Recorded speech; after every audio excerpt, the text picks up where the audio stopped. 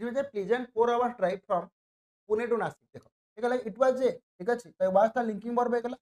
ये जो पार्टा कर ये मोर टोटाल पार्ट तुम जो देखो टोटाल पार्ट मोर कौन होगा ना गोटे नाउन फेज होगा ये जो नाउन फेज है ये ड्राइवटा मोर है नाउनटा ड्राइवटा है कौनटा नाउनटा जो ड्राइव नाउन है ये जो पार्ट तक लिखा है ये टोटाल पार्टा कौन हम प्लीजेंट 4 आवर्स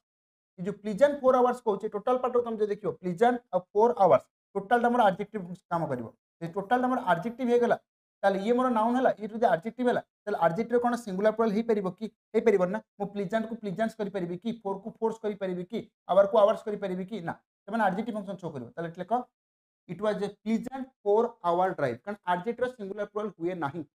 ओके ना आमे मु तुमको एमती कहि परिबि Ram is a handsome boy ना ओ कथा बुझियला कि तो एडजेक्टिव सिंगुलर प्लुरल हुए नहीं Ram is a good person ना गुड पर्सन ओ कथा बुझियला कि तो एडजेक्टिव सिंगुलर प्लुरल हुए नहीं तो इसमें आवरटा एडजेक्टिव फंक्शन शो करूछ तो सेति में एठी हबनी